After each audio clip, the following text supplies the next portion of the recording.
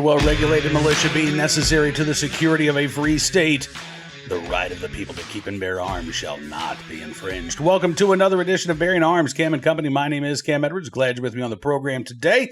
Hope you had a happy Independence Day, celebrating America's 250th birthday.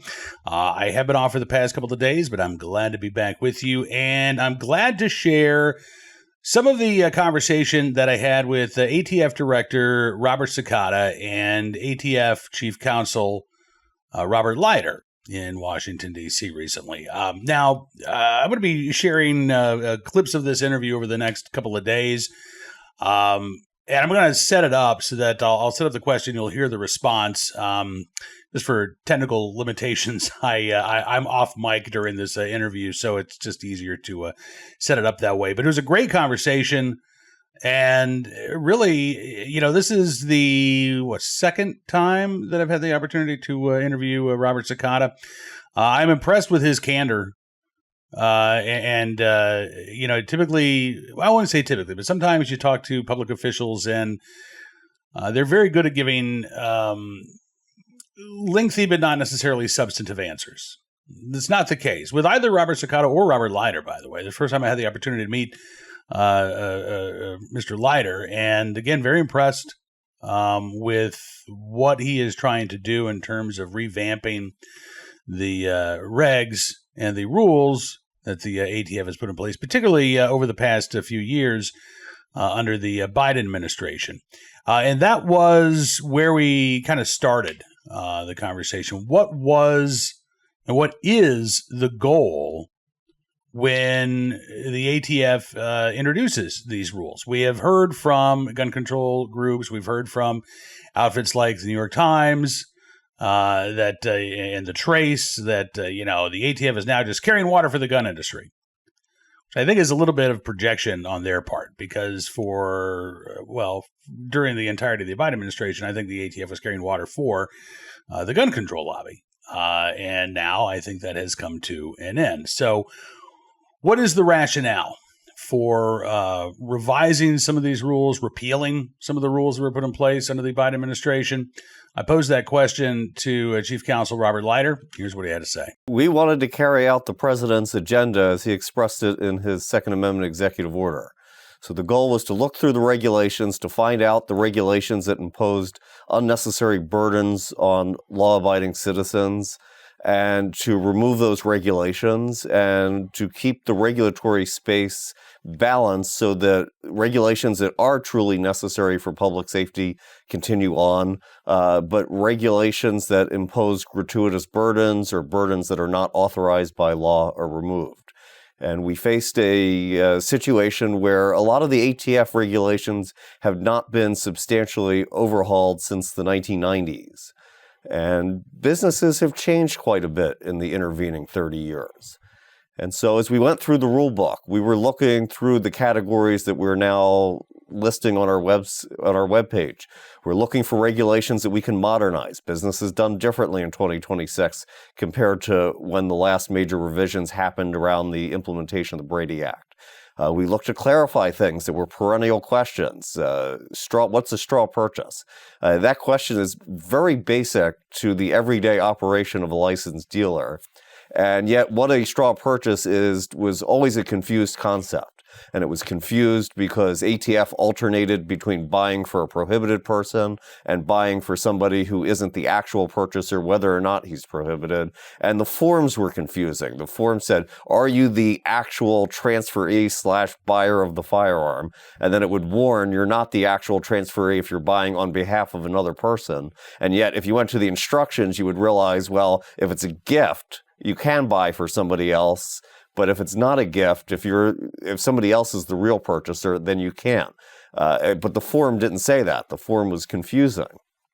And so we were looking at ways that we could clarify concepts that were used. And then we looked at the forms themselves and we asked. The Biden administration went through this period of quote unquote zero tolerance where it was going to revoke dealers for certain regulatory violations. And we looked at what the nature of the regulatory violations was. And a lot of the violations weren't as advertised. So a lot of the violations, a lot of the purported zero tolerance enforcement would be failing to run a background check.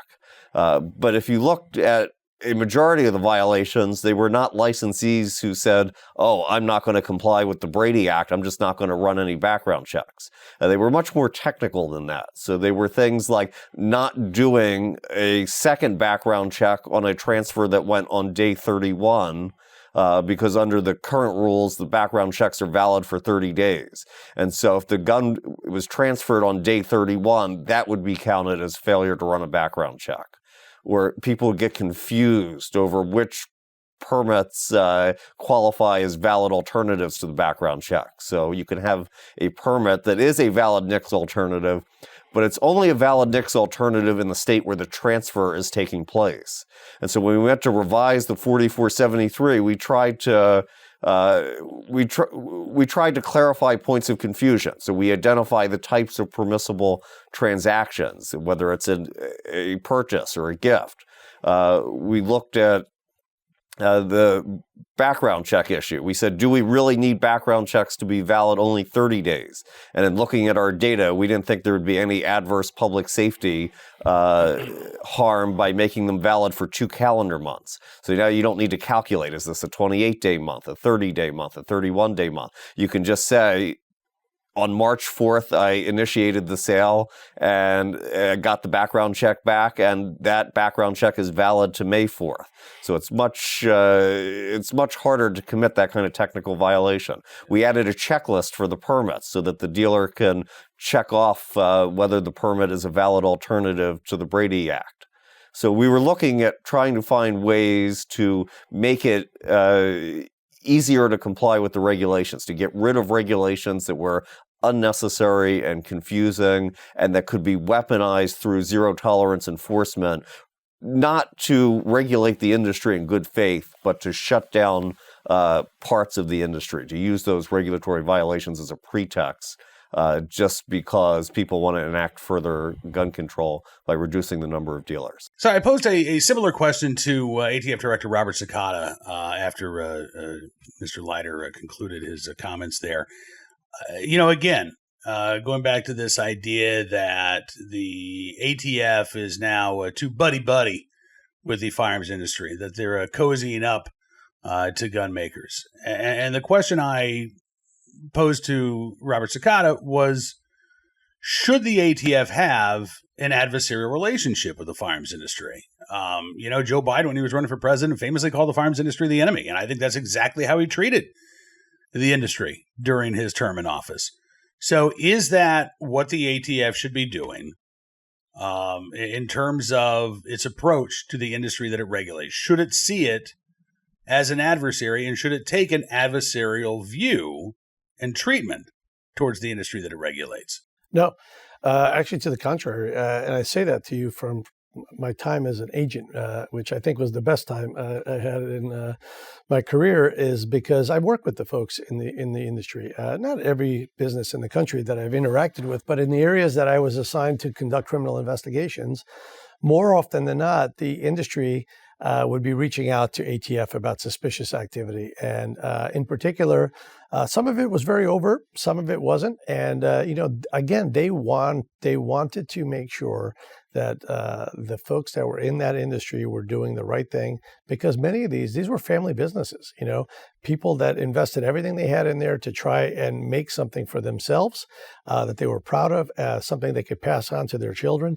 And ultimately, they were not looking to scam and conduct illegal transactions where they would put themselves in criminal jeopardy and lose a lifetime of investment. They also hated seeing when a gun was used in a violent crime or a mass shooting, because they knew that in turn there was going to be a quick response to say, okay, more regulations, more laws, and the industry needs to be held accountable for this, when the industry was not responsible for the crime, the horrible crime. And I'm not going to minimize the crimes. The crimes are horrible, right? Violence is violence, whether it's a firearm, a knife, or a blunt instrument. It's horrible to see these things happen to American people. But you're right. There's definitely there's a effort to demonize the industry as being responsible for violent crime. And again, I have no issue attributing that to a FFL that's actually involved in a criminal conspiracy. No problem. And I have no problem seeing them prosecuted to the full extent of the law. But I do have a problem when there is a clear motivation to not hold criminals accountable who use firearms illegally. And again, I can say this strongly. It was the clearest indicator to us from the Department of Justice. There was a memorandum that came out from the Attorney General at the time, and the Attorney General was instructing all U.S. attorneys, thereby all of us who work for the U.S. attorneys in our respective areas of responsibility, not to charge anyone with a crime that has a minimum mandatory sentence attached to that statute.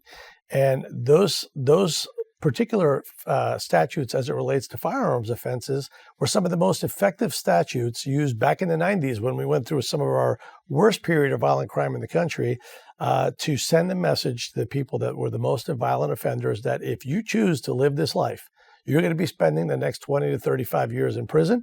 And it worked. And the same tools were taken away from us at the time when we were saying that guns are responsible for violent crime. And again, in my perspective, you can't have one and not the other. You can't blame a firearm that was used in a crime by a criminal and then not want to hold the criminal accountable.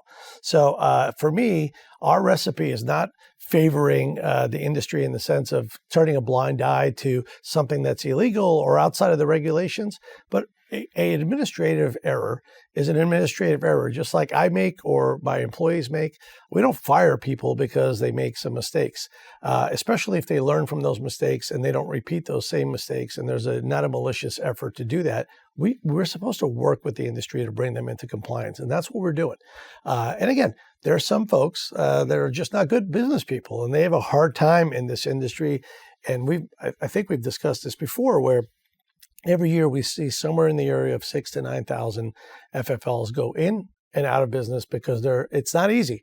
This is not an industry that you're going to make a ton of money in particular, frankly, in a Republican administration, because there isn't as much of a push because people are not stressed that their rights are going to be taken away from them to own firearms, other than some states that we're seeing some changes in their state laws that are concerning people. So we've seen a huge push on our system for transfers and for background checks, et cetera. So again, I am not apologizing to anyone for being fair and treating industry members as a partner to us. When I say partner, it's not a fiduciary.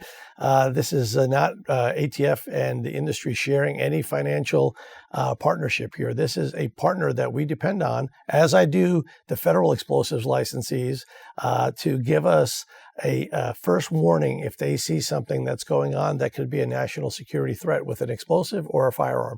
So I'm very proud of that relationship that we have. And I also have no problem holding an FFL that crosses that line criminally accountable when necessary. And I think the other FFLs want us to do that when it's necessary as well. My thanks to both Director Cekada and Chief Counsel Leider for speaking with me. Again, we're going to have more of the conversation on tomorrow's Bearing Arms Cam and Company, so be sure to check that out as well. Before we get to today's Armed Citizen story, our good deed of the day, and our recidivist report, we should talk about this for just a second. As my rooster decides to chime in there, from city streets to mountain trails, your gear should go wherever life takes you, even to ATF headquarters. That's why at Modern Rugged Leather, every bag is handcrafted from premium, responsibly sourced leather. It's designed to look sharp, last long, and tell a story of its own. My rooster loves my Modern Rugged bag. Which, by the way, I will say this is a pretty good rooster defense tool as well. You can swing this at a rooster if it's ever coming at you, and they tend to back off.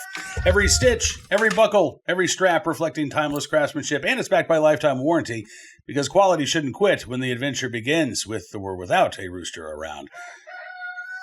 Man, he loves to hear himself talk. So whether it is the boardroom or the back roads, Modern Rugged Leather helps you carry confidence every step of the way. Now, right now, Modern Rugged Leather is getting ready to unveil their brand new website. If you go to modernrugged.com, you can sign up to get the latest details, brand new products coming out. Very excited to see what they have to offer.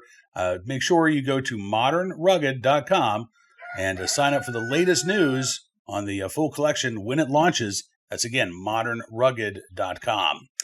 All right, on to today's Armed Citizen story, our good deed of the day, and our Recidivist report with a little rooster commentary as well. Man. All right, we will start here with a sad and tragic incident out of the Seattle, Washington area. Here's the headline. Family wants justice after 19-year-old killed in 4th of July hit and run. The driver in question, the suspect, with a lengthy criminal history, 17 felony convictions in Washington state since 1989, and yet was still out on the streets. According to Fox 13, Monday, judge set bail at $750,000 for the suspect, who was allegedly speeding and driving under the influence when he struck Anahi Mendoza. Police said the driver then fled the scene but was located and arrested a short time later. Mendoza died at the scene. During the Monday court hearing, Fox 13 reports prosecutors revealed that the suspect has a sprawling criminal record spanning multiple states. In Washington alone, 17 felony convictions, including vehicular assault, multiple accounts of attempting to elude law enforcement, theft, and attempted assault. Prosecutors say he has not gone approximately more than 2 years without being arrested on new charges since 1989. As you can imagine, Mendoza's family is ticked off and wondering why, despite all of these felony convictions, the suspect never spent more than, a year behind bars for any of these crimes. Jennifer Newstead, who is Mendoza's aunt, said, I don't understand how he was let out time and time and time again. We need to change the policies in this state with this catch and release. You hear about these things in the news. You don't think it's going to be you, but this could have been avoided. Yeah, it could have been. But the problem is that in Washington state, you do have a philosophy, I think, that starts at the state capitol,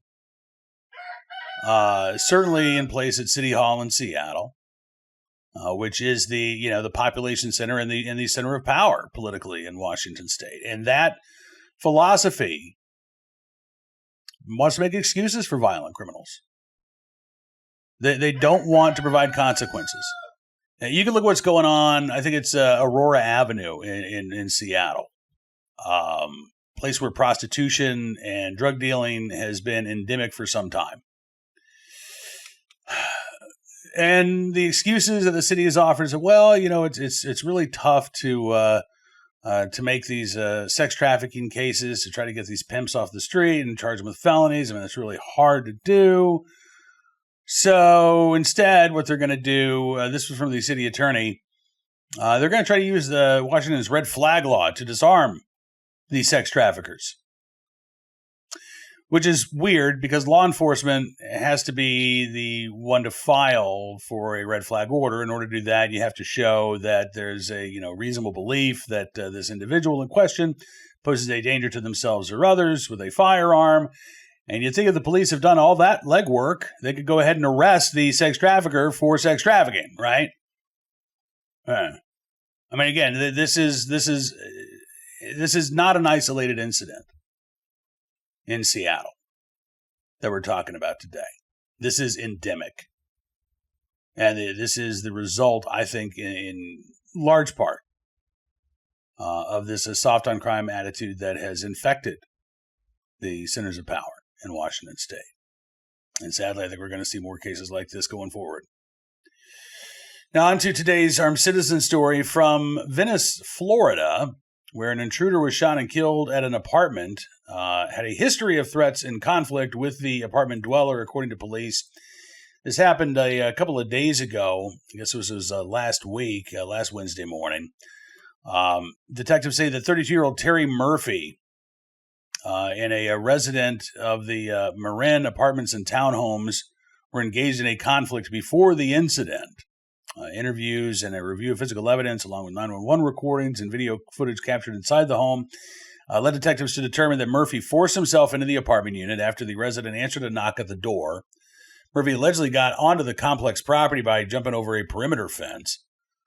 The resident tried to stop Murphy from getting inside, but he was unable to do so. Murphy then assaulted the resident, threatened to shoot him while keeping one hand behind his back, in a way that led the resident to believe that Murphy was armed. Investigators say they believe that Murphy was trying to get the resident to leave the apartment against his will, noting that evidence indicates the two had prior conflicts. The resident also told police that Murphy had threatened him in the past. During this confrontation, the resident was able to grab a firearm from a bedroom in his apartment. That sparked a struggle over the gun until it discharged and struck Murphy, who then fled the apartment, managed to get inside another apartment 2 floors below. The resident apparently left that door unlocked. Investigators said that just a couple of moments later, the resident found Murphy injured inside his apartment, called 911. The resident who shot Murphy had also called 911.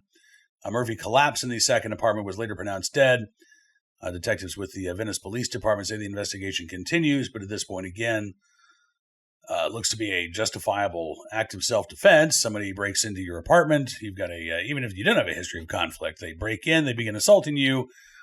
You have the right to defend yourself at that point. So we'll keep our eyes open for any more details as they become available, if any more details become available. And finally, today, our good deed of the day, in the right place, at the right time, willing and able to do the right thing. A good Samaritan in South Carolina who helped a couple of teens escape a burning vehicle, said he'd do it 1,000 times over. Hopefully he doesn't have to do that anymore in his life. Alberto Ortega saw this 3-vehicle crash last Friday, about 8:15 in the morning, on the Isle of Palms connector.